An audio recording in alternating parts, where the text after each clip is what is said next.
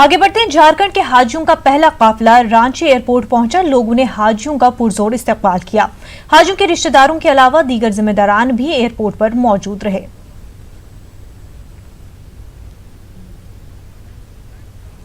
रांची से हमारे नुमाइंदे नौशाद आलम हमारे साथ बराह रास्त जुड़े हुए हैं। नौशाद, पहला काफिला हाजियों का पहुंच चुका है, किस तरह की तैयारी, किस तरह का इस्तकबाल देखने को मिला? देखिए मुनज़्ज़ा, 160 हाजियों पे मुश्तमिल पहला काफ़िला 1 घंटे की जो ताख़ीर से जो है ना यहाँ पे रांची एयरपोर्ट पे आया है। रांची हज टर्मिनल पे काफ़ी जो है तादाद में अजीज़ व अक़ारिब जो है ना उनके इस्तक़बाल के लिए मौजूद थे। 1 घंटे ताख़ीर के बाद एक और भी जो है ना मामला सामने आया है कि तकरीबन निस्फ़ फ़ीसद हाजियों का जो सामान है वो मदीना में ही जो है ना छूट गया है। यानी वहाँ वो एक तो वजह ये बताई जा रही है कि मौसम की ख़राबी, चूँकि बारिश में भी वहाँ हो रही थी तो उसकी वजह से, और दूसरा ये कि ज़ायद वज़न की वजह से वो जो है सामान नहीं आ पाया है। लेकिन हज कमेटी के जो अरकान हैं उनके मुताबिक उन्होंने वाज़ेह तौर पर कहा है कि 5 सितंबर तक चूँकि हाजियों के आमद का जो सिलसिला है वो जारी रहेगा। रोज़ाना 2-2 जो है परवाज़ के ज़रिए, खुसूसी परवाज़ के ज़रिए वो आज़मी हाजी जो है यहाँ पे तशरीफ़ ला रहे हैं, लाएंगे। और वो 5 तारीख के बाद जो है ना उनके आखिरी जो फ़्लाइट है उसमें जो है वो सामान उनके जो है ना सामान आएंगे। अभी जो है ना यहाँ पे थोड़ा सा नाराज़गी भी लोग जाहिर कर रहे थे, कुछ हंगामा की भी जो है ना एयरपोर्ट पे जो है ना खबर आई अंदर में, लेकिन बाहर में जो खबर मिली वो बाहर में कोई ऐसे हाजी जो है ना अभी मुलाकात नहीं हो पाई है जो वो नाराज़गी जाहिर कर सके। अभी दूसरे फ़्लाइट भी जो है ना कुछ ही देर में यह रांची एयरपोर्ट पर आने वाला है। यानी कुल मिलाकर के थोड़ा बदनज़मी ये देखने को मिली है कि जो सामान नहीं आई है उसके वजह से थोड़ा हंगामा आराई हुई है। लेकिन हज कमेटी के लोगों का ये वाज़ेह तौर पे कहना है कि जो सामान जिनका भी नहीं आ पाया है वो उनकी जो है ना लिस्ट में जो है ना नाम को दर्ज किया जा रहा है। और 5 तारीख के बाद जब वो सामान जो है वो यहाँ पे आ जाएगा तो 5 तारीख के बाद उन्हें जो है ना बाज़ाब्ता तौर पर उन्हें बुला करके उन्हें फ़राहम की जाएंगी या जो है ना उनके घरों तक पहुँचाया जाने का इंतज़ाम किया जाएगा। तो कुल मिला के यहाँ पर वो खुशगवार माहौल में हाजियों की आमद का सिलसिला आज से शुरू हो गया है और तकरीबन 1400 से ज़ायद जो हाजी आज़मीन हज जो रांची एयरपोर्ट से गए थे वो मदीना से वापस आ रहे हैं। आज से जो है ये सिलसिला जारी हुआ है, 5 सितंबर तक जारी रहेगा। और मुनज़्ज़ा ये बता दें कि 600 से ज़ायद जो है ना आज़मीन हज कोलकाता एम्बार्केशन पॉइंट से जो है ना गए थे, वो उनके भी आमद का सिलसिला वो कलकत्ता हो के ही जो है वो वापस झारखंड तशरीफ़ लाएंगे। तो वो उनके जो आमद का सिलसिला वो 1 हफ्ते बाद से जो है शुरू होगा। कुल मिलाकर के बहुत ही इत्मीनान बख्श तरीके से बिल्कुल नौशाद, काफी खुशी का माहौल है। हाजी जो है लोग आ रहे हैं, लौट रहे हैं, लेकिन काफी दुश्वारियों का भी सामना करना पड़ा है। और जो हज इंतजामिया है उनका क्या कहना है कि क्या पहले से उन्होंने ये सारी तैयारियां नहीं कर रखी थी कि क्या सामान लाने में कोई दिक्कत नहीं होगी, क्या हाजियों को कोई दिक्कत नहीं होनी चाहिए, वो आ रहे हैं तो उनका सामान जो है सही से उन्हीं के साथ पहुंच सके। अब लास्ट मोमेंट पे ही हर वक्त इंतजामिया को ये सारी जो बातें हैं याद क्यों आ जाती है? देखिए मुनज़्ज़ा, यहाँ पे रियासती हज कमेटी के ज़रिए जो सहूलतें जो फ़राहम की गई हैं, जो इंतज़ामात किए गए हैं वो काफ़ी इत्मीनान बख्श हैं। रांची एयरपोर्ट पे ये जो है ना किसी भी तरह की कोई शिकायत देखने को नहीं मिली है। और वहाँ पे बाज़ाब्ता तौर पे जो है ना पंडाल लगाया गया और बारिश की वजह से वो जो है ना वाटर प्रूफ पंडाल का भी इंतज़ामात किए गए हैं कि जो अजीज़ अक़ारिब हैं वो वहाँ पर ठहर सके। अगर ताख़ीर भी होती है तो वो वहाँ पर आराम कर सकते हैं। चूँकि दूर दराज, चूँकि सारे जो है ना हाजियों के रिश्तेदार वो हाजी रांची से ही ताल्लुक़ नहीं है बल्कि रियासत के मुख्तलिफ़ इलाक़ों से हैं, और इसलिए जो है ना दूर दराज से आने वाले हाजियों के जो रिश्तेदार हैं उनके लिए खुसूसी इंतजामात किए गए हैं, पार्किंग के भी इंतजामात हैं। यहाँ पे किसी तरह की कोई बदनज़मी देखने को नहीं मिली है। लेकिन जो हाजी वहाँ से आए हैं उनसे हमारी जो बातचीत हुई है उन्होंने वाज़ेह तौर पे कहा कि जो खादिमुल हुज्जाज, एक तो यहाँ पे इस बार जो है खादिमुल हुज्जाज 10 के बजाय 5 ही खादिमुल हुज्जाज का इंतखाब हो पाया था, चूँकि रियासती हज कमेटी के ज़रिए जो है वो रकम फ़राहम नहीं की गई है जो पिछले 3 सालों से बैकलॉग था, जिस वजह से वो मरकज़ी हज कमेटी की जो कोटे के खादिमुल हुज्जाज थे उनका इंतखाब किया जा सका और 5 खादिमुल हुज्जाज वहाँ पे गए। लेकिन हाजियों की शिकायत है कि कोई भी खादिमुल हुज्जाज वहाँ पे वो मौजूद नहीं था उनके मतलब सहूलत के लिए, और उन्हें फ़ोन भी किया गया तो वो कभी वो राब्ते में नहीं आए। तो कुल मिला के वहाँ जो जिस बिल्डिंग में और जिस इमारत में जो उन्हें ठहराया गया था उसमें भी जो काफ़ी बदनज़मी और शिकायत सुनने को मिल रही है। उनका ये वाज़ेह तौर पर कहना था कि जो सामान है वो 4-4 मंजिलें इमारत पर वो खुद से जो है सामान को वहाँ पर उठा उठा करके ले जाना पड़ा है और किसी तरह का कोई वहाँ पे सहूलत के लिए वो इंतजाम नहीं किए गए। तो कुल मिलाकर के वहाँ पे कुछ शिकायतें सुनने को मिल रही है और देखना होगा कि आगे जो हाजी जो है ना तशरीफ़ लाएंगे तो वो उनका क्या रद्दमल होता है। लेकिन यहाँ पे अभी इत्मीनान बख्श तरीके से हाजी का आमद का सिलसिला जारी हो गया है, शुरू हो गया है और ये देखना होगा कि आगे भी किसी तरह कोई परेशानी ना हो। इसके लिए जो रियासती हज कमेटी और उसके अलावा जो CISF और एयरपोर्ट अथॉरिटी, और सबसे दिलचस्प बात यह है कि और यहाँ पे सैकड़ों की तादाद में राजाकाराना तौर पे लोग मौजूद हैं, वो जो है ना हाजियों की खिदमत में पेश है। मुनज़्ज़म। बिल्कुल बिल्कुल नौशाद, बेहद शुक्रिया आपका। आगे बढ़ते मगरबी बंगाल के बैरकपुर में बीजेपी का बंद मजमूई तौर पुरअमन है। बंद के दौरान कोई नाखुशगवार वाकया पेश नहीं आया है। तालीमी इदारे और तिजारती मराकज बंद हैं। बीजेपी कारकुनान ने बंद के दौरान रैली निकाली और हुकूमत मुखालिफ नारेबाजी की।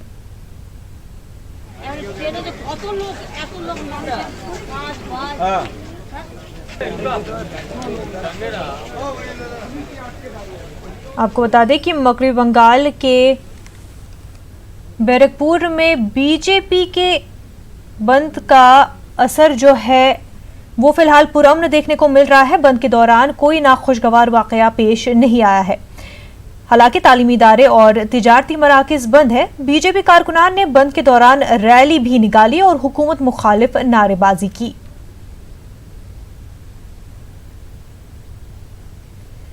आपको बता दें कि बीजेपी लीडर अरुण सिंह पर हमले के खिलाफ ये बंद की कॉल दी गई थी।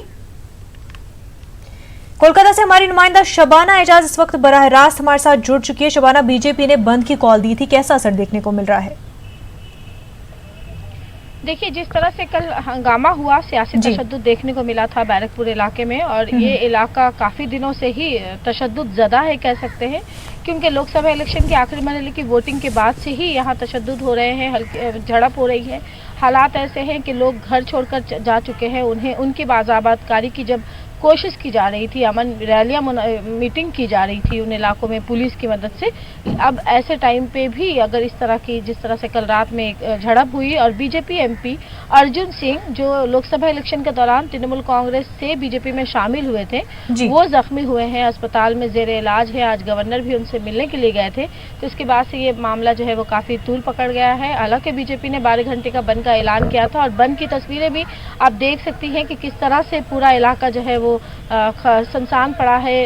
तिजारती मराकज बंद है, दुकानें बंद है, स्कूल बंद है। कोई नाखुशगवार वाकया नहीं हुआ है, लेकिन उसके बावजूद लोगों में खौफ का माहौल है। और एक तरफ से हम कह सकते हैं कि जिस तरह से कई माह पहले से ही यहाँ पर जिस तरह के हालात थे, एक बार फिर हालात जो है वो कल के वाकये के बाद जो है कशीदा हो गए हैं। बहरहाल आज नवबन्नों में जो रियासती सेक्रेटेरिएट है, वहाँ पुलिस की मीटिंग भी हुई।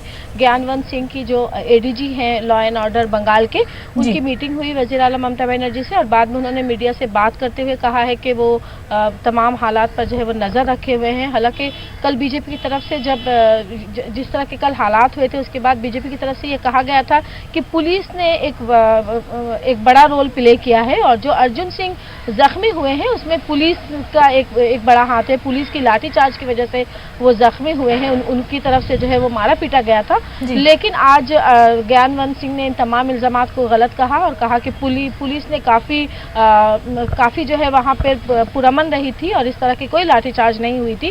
साथ ही साथ उन्होंने ये भी कहा है कि पवन सिंह और अर्जुन सिंह जो MP हैं बीजेपी के, उन्होंने हालात बिगाड़े हैं और उन्होंने लीड किया है। जो मुश्तल जो हजूम था, जो पार्टी ऑफिस पे पार्टी दफ्तर पे कब्जे के लिए जो एक झड़प हुई थी, एक मामूली सी झड़प हुई थी, उसे लीड किया था अर्जुन सिंह ने, जिसकी वजह से हालात बिगड़े हैं। तो एक सियासी लीडर का नाम आना और सियासी लीडर के खासकर MP का नाम आना इस मामले में, तशद्दुद के मामले में, और पुलिस की जानिब से आना, ये एक तरह से हम कह सकते हैं कि अगर पुलिस की कार्रवाई होगी तो एक सख्त शिकंजा कसेगा। और जिस तरह से बीजेपी और तृणमूल के दरमियान जो लफ्जी जंग देखने को मिल रही है, वो इस मामले के बाद इसमें और भी इजाफा हो सकता है, क्योंकि आज ज्ञानवंत सिंह ने जिस तरह से कहा है कि वो पवन सिंह, अर्जुन सिंह जो है वो इस मामले को, जो हालात बिगड़े हैं उसके लिए जिम्मेदार बताया है और कहा है कि पुलिस सख्त कार्रवाई करेगी। ममता बनर्जी से मीटिंग के बाद ये कहा गया है कि पुलिस की कार्रवाई सख्त होगी, जो भी दोषी हैं उन्हें जो है वो माफ़ नहीं किया जाएगा। तो ऐसे में कह सकते हैं जो दो पार्टियों के दरमियान जो आपसी लड़ाई है, जो लफ्जी जंग है, जो हम देखते हैं मुख्तलिफ मीटिंगों में बीजेपी की तरफ से कुछ कहा जाता है और तृणमूल की तरफ से कुछ कहा जाता है, उसमें आने वाले दिनों में इजाफा हो सकता है। जी शबाना, और जिस तरह से बीजेपी लीडर का जो है नाम सामने आ रहा है एक माहौल ख़राब करने में, तो क्या बीजेपी कोई एक्शन लेगी या फिर उसकी हिमायत में नज़र आ रही है बीजेपी? देखिए, कल जिस तरह से बात हुई थी और जिस तरह से आप देखें कि मुकुल राय ने एक ट्वीट किया था और कहा था कि इस तरह के हालात के लिए वजीर आजम को जो है वो खत लिखा जाएगा और उन्हें तमाम मामले की जानकारी दी जाएगी, कल रात ही उन्होंने कहा था। तो ऐसे में कह सकते हैं कि, और उन्होंने ये भी कहा था ट्वीट में कि ये तमाम हालात जो है वो तृणमूल कांग्रेस की तरफ से बिगाड़े जा रहे हैं, हुकूमत जो है वो जिम्मेदार है। तो एक तरफ से बीजेपी ने इस तमाम हालात के लिए तृणमूल कांग्रेस को, गवर्नमेंट को जिम्मेदार ठहराया है, तो दूसरी तरफ टीएमसी की तरफ से हालांकि इस तरह की बातें नहीं की गई है, लेकिन अगर पुलिस की ममता बनर्जी की मीटिंग के बाद अगर ज्ञानवंत सिंह अगर इस तरह की बातें करते हैं और कहते हैं कि वो सख्त कार्रवाई करेंगे, तो कह सकते हैं कि जिस तरह से आप देखें कि आप के ममता बनर्जी ने भी कहा था कि वो हालात को बिगड़ने नहीं देंगी। पूजा कमेटी की मीटिंग के दौरान उन्होंने कहा था कि कोई भी जिम्मेदार होगा उसके खिलाफ सख्त कार्रवाई की जाएगी। तो अगर बीजेपी के एमपी का नाम आ रहा है और उसके खिलाफ अगर पुलिस कार्रवाई करती है तो कहीं ना कहीं हुकूमत का रवैया सख्त होगा। और बीजेपी ने पहले ही साफ किया है कि इन तमाम मामलों में जो है वो पुलिस जिम्मेदार है और पुलिस हुकूमत के मातहत काम कर रही है, क्योंकि जो नारेबाजी की गई थी कल उसमें पुलिस का भी नाम आ रहा था, पुलिस मुखालिफ भी नारेबाजी की गई थी। तो बीजेपी की तरफ से एक कह सकते हैं कि वो कसूरवारों के लिए वो ममता बनर्जी हुकूमत को ही जिम्मेदार ठहराया जाएगा कि बीजेपी लीडरान को जो है वो इन मामले में घसीटा जा रहा है। हालांकि अर्जुन सिंह इस मामले में जो इस हादसे में जो है वो जख्मी हुए थे और वो अस्पताल में जेर इलाज है। जी शबाना, सियासी तौर पर कैसे हालात बन रहे हैं मगरबी बंगाल में, क्योंकि इससे पहले भी टीएमसी और बीजेपी के बीच जो है इसी तरह की जंग देखने को मिली थी और जिस वजह से माहौल काफ़ी ख़राब हो गया था। अब फिर से वही कुछ जो है दोहराया जा रहा है, तो ऐसे में सियासी सूरत हाल कैसे बन रहे हैं या बन सकते हैं आगे चल के? देखिए मुनज़्ज़र, जिस तरह से आप देखें कि लोकसभा इलेक्शन से पहले जिस तरह से बीजेपी और तृणमूल कांग्रेस आमने सामने थी, हालांकि वो जंग अब खत्म हो चुकी है और रिजल्ट जो है वो रिजल्ट ने बीजेपी को बंगाल में जो है वो मजबूत बनाया है। तो एक तरह से अब दोनों ही सियासी जमातों की नज़र 2021 के असेंबली इलेक्शन पर है और इसकी तैयारियां जो है वो बहुत पहले से ही शुरू हो चुकी है। तो जो दोनों पार्टियों के जो इख्तलाफात थे, सियासी इख्तलाफात, वो और भी ज़्यादा उभर कर सामने आए हैं।